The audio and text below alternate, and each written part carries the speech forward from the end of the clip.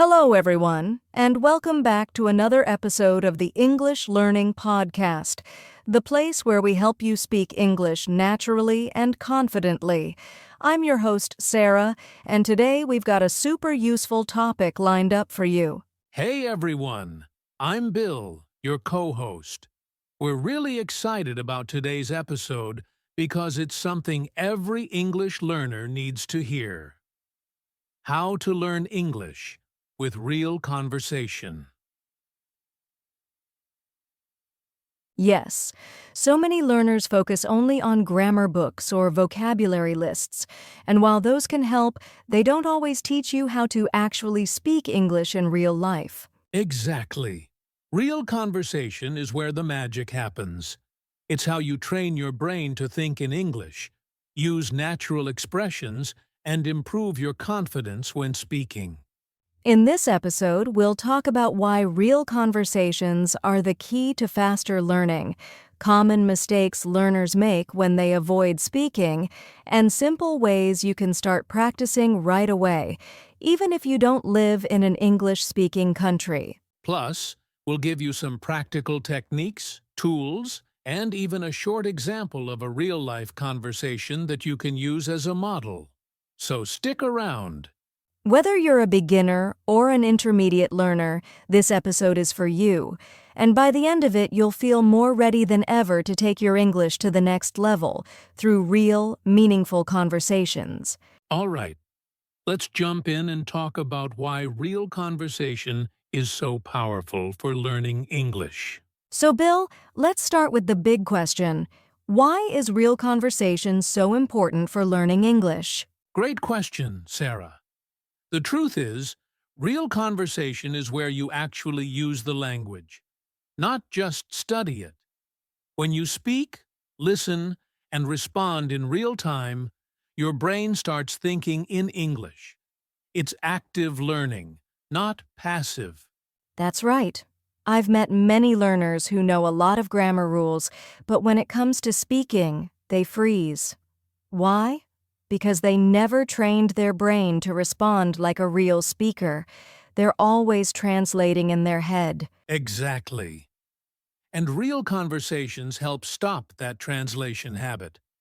The more you practice speaking naturally, the faster your brain connects meaning directly to English words. No translation needed.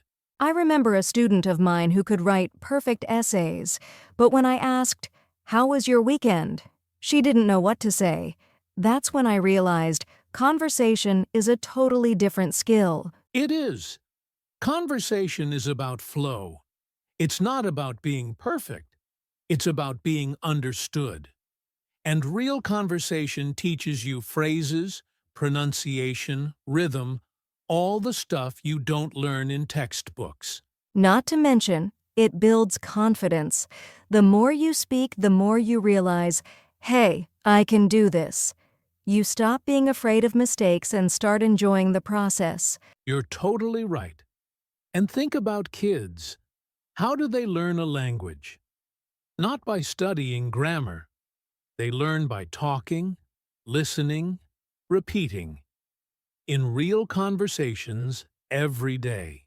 Exactly. It's natural learning. That's why we always say real conversation isn't just practice. It is the learning. So if you want to speak English like a real person, not like a textbook, start using it the way real people do, in real conversations.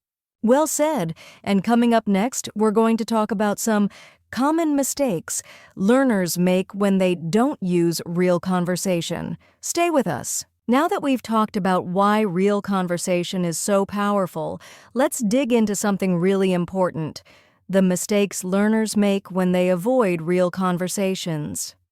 Yes, and unfortunately, these mistakes are very common. The first one that comes to mind is this: learners focus too much on grammar. They try to be perfect with every sentence, and that fear of making mistakes stops them from actually speaking. Totally. I've had students who spent months memorizing grammar rules, but when I asked them a simple question like, "What do you do for fun?" They just froze. That's the thing. Grammar is important, sure, but it's not the main goal. The goal is communication. People will understand you even if your grammar isn't perfect, as long as you speak with confidence.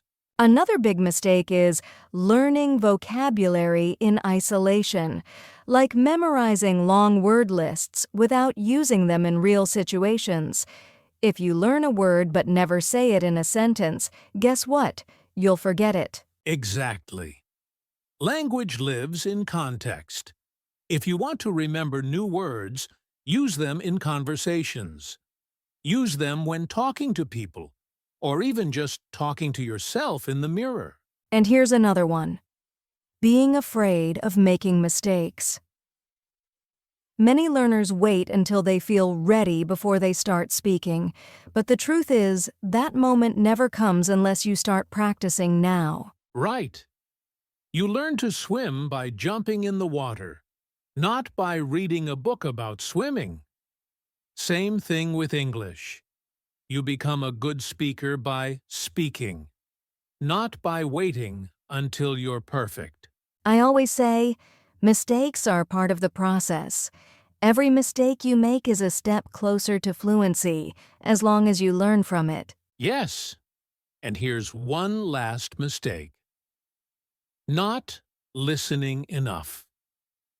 Speaking is only one side of the conversation. If you don't listen to real English, how people talk, how they use phrases, you'll struggle to join the conversation. That's so true. Listening helps you pick up pronunciation, tone, and natural flow. It also gives you the confidence to respond more naturally. So to sum up, don't get stuck in grammar rules, don't fear mistakes, and don't just memorize.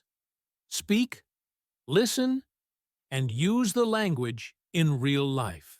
Coming up next, we'll show you exactly how to start using real conversations in your daily life, even if you're just beginning. Don't go anywhere. All right, so now that we know how important real conversations are and what mistakes to avoid, let's talk about something very practical. How can learners actually start using real conversations to learn English? Yeah, especially for those who might not have any native English speakers around them. The good news is, you don't need to live in an English-speaking country to practice real conversations. Exactly. One of the simplest ways to start is by talking to yourself in English. It might sound funny, but it really works. Describe what you're doing, how you're feeling, or what your plans are, all out loud in English. I love that. For example, while you're making tea, say, "I'm boiling water. I'm pouring it into my cup. I'm adding sugar." This builds the habit of thinking and speaking in English. Another way to start is to record yourself. Just take your phone, press record, and speak about your day. It doesn't have to be perfect, but when you listen back, you'll notice your pronunciation, fluency, and even your mistakes. And it gives you a chance to improve. Plus, over time, you'll hear your own progress, which is super motivating. Now let's talk about finding conversation partners. There are so many platforms where you can find people to practice with, like language exchange apps, online communities, even Facebook groups. Right. Apps like Tandem, HelloTalk, or Speaky let you connect with English speakers who might want to learn your language too. It's a win-win. Also, many learners don't realize how powerful most daily situations can be. If you go to a coffee shop, try ordering in English. If you're online, try commenting on a video in English. These little moments are real conversation practice. Yes. And don't forget about Tontanti, Satantin, Teen English-speaking clubs or classes. Many are free or low cost, and you get to speak with real people in real time, which is the best kind of practice. And even if you're shy, remember, most people are happy to help if you're trying to learn. Don't worry about being perfect, just focus on being understood and staying consistent. Exactly. Start small, speak often, and you'll be surprised how fast you improve. Real conversations aren't scary. They're the fastest way to real fluency. Coming up, we're going to share some powerful techniques you can use to make your conversations even more effective. Stick with us. So now that you know how to start using real conversation in your English learning, let's talk about some powerful Barsai techniques you can use to practice and make your learning more effective. Absolutely. One of my favorite techniques is something called seen and hate shadowing. It's when you listen to a native speaker, maybe in a podcast or video, and then immediately repeat what they say, trying to match their speed, tone, and pronunciation. Yes, it's like being an actor. You're copying how native speakers speak. And over time, that rhythm and fluency become part of your own speech. It's one of the best ways to train your mouth and your brain. Absolutely. One of my favorite techniques is something called chatterford, shadowing. It's when you listen to a native speaker, maybe in a podcast or video, and then immediately repeat what they say, trying to match their speed, tone, and pronunciation. Yes, it's like being an actor. You're copying how native speakers speak, and over time, that rhythm and fluency become part of your own speech. It's one of the best ways to train your mouth and your brain. Another great technique is role-playing. You pick a situation, like ordering food at a restaurant or making a phone call, and you practice how that conversation might go. You can do this with a friend, tutor, or even alone. And it's fun, too. You can even write out short dialogues and act them out. This helps you learn useful phrases and builds confidence before having those conversations in real life. Then there's kariti teen turti, conversation journaling. It's like writing down an imaginary conversation in your notebook. For example, you could write a dialogue between you and your future boss, or a tourist asking for directions. I love that one. It helps you think in English and prepare for situations you might face. And later, you can even read it out loud for speaking and pronunciation practice. Another technique that many learners forget is matendin, sitran, listening plus repeating. Choose a short video clip or podcast. Listen to one sentence. Pause. Repeat it out loud, with the same emotion and speed. That's so helpful for pronunciation and fluency. And if you use subtitles at first, that's okay. Just remember to listen more and read less over time. Also, don't underestimate the power of asking questions. If you're having a conversation, try to ask open-ended questions like, "What do you think about?" or "How was your weekend?" That keeps the conversation going. Yes, and it helps you stay engaged and practice listening and responding, just like in real life. Remember, conversation is a two-way street. So, quick recap. Try shadowing, role-playing, journaling, sentence repetition, and asking good questions. These techniques can really level up your English speaking skills. Coming up next, we'll actually share a sample real-life conversation, so you can hear what natural English sounds like and how you can model your own speaking after it. Don't miss it. All right, Bill, we've talked about techniques and how to practice, but here's something a lot of learners struggle with. How do you stay consistent without getting bored or giving up? Ah, yes. Consistency is key. You won't get fluent by practicing once a week.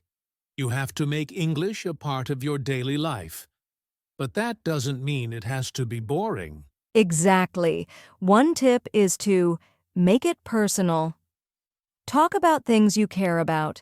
If you love music, talk about your favorite songs in English. If you're into cooking, describe your recipes. Real conversations become fun when they connect to your world. Another way is to set small, fun goals. For example, today I'll talk about what I did yesterday. Or I'll use 5 new words in a sentence. These mini goals give you a clear focus and a little victory when you finish. And remember, variety is powerful. Mix it up. One day, do a voice recording. Another day, try shadowing a movie clip. Then have a real chat on a language app. This keeps it fresh and exciting. Also, reward yourself. After a 10-minute conversation session, maybe treat yourself to a favorite snack or watch your favorite English video. Learning should feel good, not like a chore. That's so important. And one last thing, track your progress. Keep a journal or even a calendar where you mark your speaking days. Seeing how far you've come can really keep you motivated. Absolutely. Language learning isn't a race. It's a journey. Keep it fun, stay curious, and make English part of your lifestyle. Coming up next, we'll listen to a sample real-life conversation and break it down together so you can learn how to sound more natural in your own English speaking. Stay tuned. Okay, everyone, it's time for one of the most exciting parts of this episode, a real English conversation demo. Bill and I are going to have a short, natural conversation, just like you would with a friend. Then we'll break it down together. Exactly. This will help you hear how real conversations flow, with natural phrases, connected speech, and some casual expressions. Hey, Bill, how was your weekend? Hey, Sarah. It was great, thanks. I went hiking with some friends on Saturday. Oh, nice. Where did you go? We went up to Pine Hill. The weather was perfect. Sunny, but not too hot. That sounds amazing. Did you take any photos? Yeah, a ton. I even saw a deer. I'll send you some later. Please do. I love hiking too, but I haven't gone in a while. I've just been super busy with work lately. Yeah, I get that. It's hard to balance everything, but even a short walk helps clear your mind, you know? Totally agree. I should plan something for next weekend. Thanks for... All right, let's break that down. First, notice how casual and friendly the tone was. We used common questions like, "How was your weekend?" A great way to start a conversation. And did you catch that I used the phrase a ton to mean a lot? Native speakers use these kinds of expressions all the time, and they make your English sound more natural. Right. I also said, "I've just been super busy with work." That's a perfect example of using the present perfect continuous, but in a very natural, relaxed way. Also, we didn't speak like textbooks. We used connected speech, like, "Did you take any photos?" becomes, "Did ya take any photos?" when spoken fast. Exactly. And it's okay if you don't catch every word at first. The more you listen to these kinds of conversations, the easier it gets. Try practicing this dialogue at home. Repeat after us, or even record your own version. And don't forget to use the expressions we used in your next real conversation. Up next, we'll wrap things up and give you a quick recap of everything we've covered, plus a challenge you can start today. Don't go anywhere. And here we are, the end of today's episode. But before we wrap up, let's leave you with some final tips and a little encouragement. Absolutely. First tip, start small, but start today. You don't need perfect grammar or a native accent. You just need the courage to speak, even if it's just one sentence a day. Exactly. Second tip, Make conversation a habit. Just like brushing your teeth or checking your phone, make English speaking a normal part of your day, whether it's with a friend, online partner, or even by yourself. And third, don't fear mistakes. Mistakes are proof that you're learning. Every time you forget a word or use the wrong tense, you're building experience. That's how progress happens. And finally, have fun. Real conversations are not exams. They're about connection. So laugh, express yourself, and enjoy the journey. If you've made it this far in the episode, we know you're serious about learning, and we believe in you. So here's your challenge. For today, have one real English conversation, even a short one. It can be with a friend, language partner, or even just recording yourself talking. And let us know how it goes. You can leave a comment, send us a message, or share your experience. We'd love to hear from you. Thanks for listening to the English Learning Podcast. And remember, real conversation is the real way to learn. See you in the next episode. Thanks so much for tuning in to the English Learning Podcast or today. We hope you found these tips on learning English through real conversation helpful. Don't forget to subscribe to the channel so you never miss an episode. And hit the like button if you enjoyed this one. Also, if you have any questions or topics you want us to cover, drop a comment below. We love hearing from you. Remember, practice makes progress. Keep speaking, keep learning, and we'll see you next time. Take care and happy learning.